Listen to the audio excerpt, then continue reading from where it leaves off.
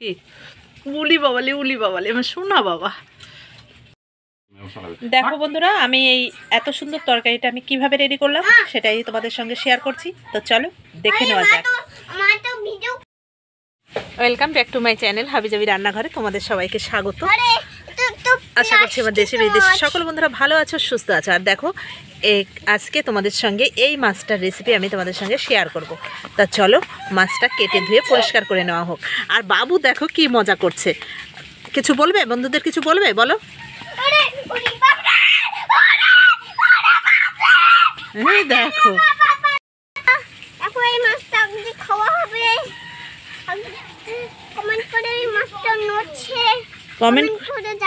Comment করে জানাবে।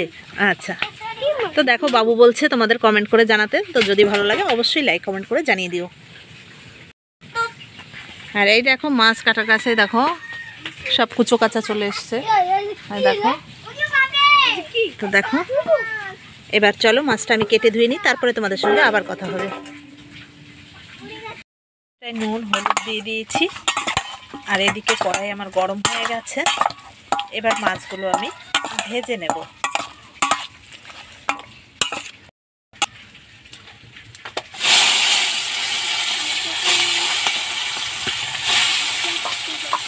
আর এই মাছ এই শীতের সময়ে এইভাবে যদি তোমরা ঝোল করো তো খেতে কিন্তু অসাধারণ লাগবে। তো চলো মাছগুলো আমি ভেজে নিচ্ছি, ভালো করে ভেজে নেব। দেখো মাছটা আমার ভাজা হয়ে গেছে। এবার মাছটা আমি তুলে নেব।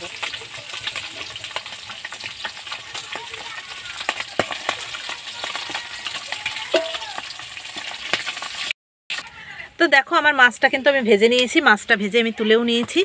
এবার আমি আলু নিয়ে নিয়েছি, দেখো কেটে, ঠিক আছে, আলু কেটে নিয়েছি। এবার আমি কড়াইতে আর একটু তেল দেব। দিয়ে দিলাম দুটো তেজপাতা, দিয়ে দিলাম গোটা জিরে। এই মুহূর্তে আমি দিয়ে দিলাম আলুগুলো। আলুগুলো আমি বেশ করে লাল লাল করে ভেজে নেব।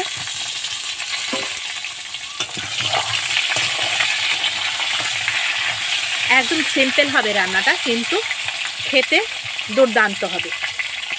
তো চলো আলুটা ভেজে নিই। আর এখানে দেখো আমি একটু কাঁচা পাকা লঙ্কা বেটে নিয়েছি আর আদা বেটে নিয়েছি। আর আলুটা আমি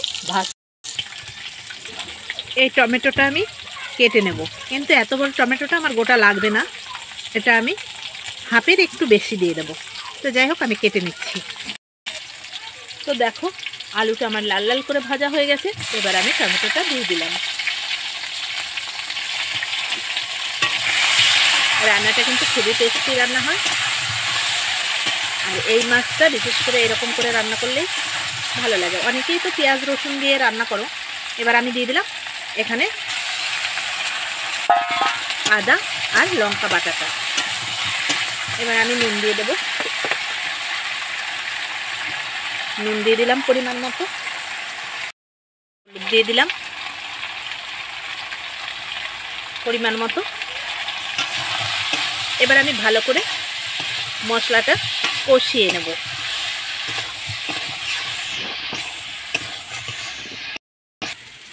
তা দেখো এখানে আমি ভালো করে কষিয়ে নিয়েছি। এবার আমি জল দিয়ে দিচ্ছি। তো জলটা কিন্তু আমি অবশ্যই গরম জল দিচ্ছি।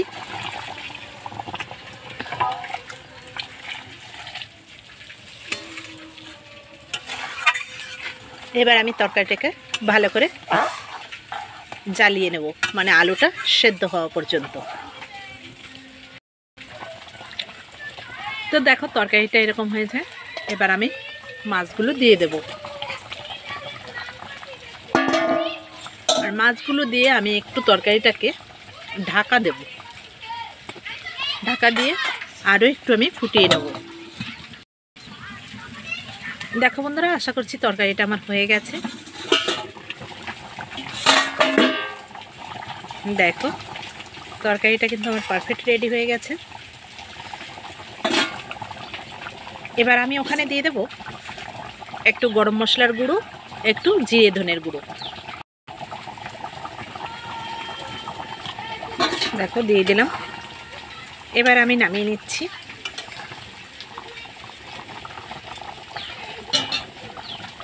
এবার আমি নামিয়ে নেব তরকারিটা। হলো কি কি দিচ্ছে না? ভাবি ফোনটা দিচ্ছে না। ও ফোনটা দাও, বাবু আগে ওটা দেখবে। তো চলো গরম গরম ভাত খেয়ে নেই। আর এরকম তরকারি পেলে তো আর মানে রেডি কর দেরি সহে না। তো চলো খেয়ে নিই। বন্ধুরা তরকারির কালারটা কিন্তু সেই হয়েছে।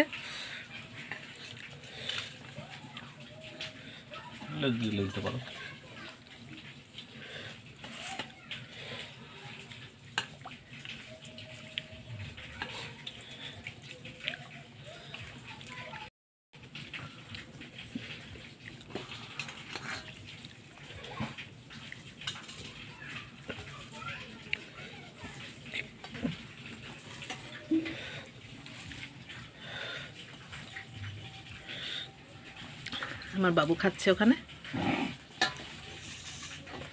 বড় মাছ খাচ্ছি। বলবা কিছু? কি দেবো? মাছের মাথাটা? ওরে বাবা, তাই তো, এটা তো আমার বড্ড ভুল হয়ে গেছে। দাঁড়াও ঝোলটা আমার থালায় পড়ে যাক, মাছের মাথাটা আমার বাবু খাবে। তো চলো খেয়ে নি। অনেক ভাত পড়ে গেছে। ভাত তুলে খেতে হয়। হ্যাঁ তো বন্ধুরা তরকারিটা কিন্তু খেতে অসাধারণ হয়েছে, দারুণ দারুণ। তো তোমরা একবার হলেও এই সিম্পলভাবে খেয়ে দেখো, আশা করি তারপর থেকে তোমরা এইভাবেই খেতে চাইবে। তো চলো আবার অন্য কোনো সময় অন্য কোনো ভিডিও নিয়ে।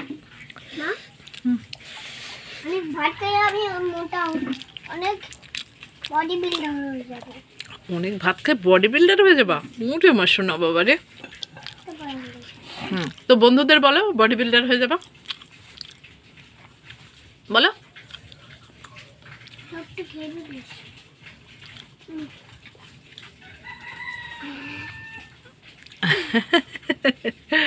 খুব মজা না বাবা?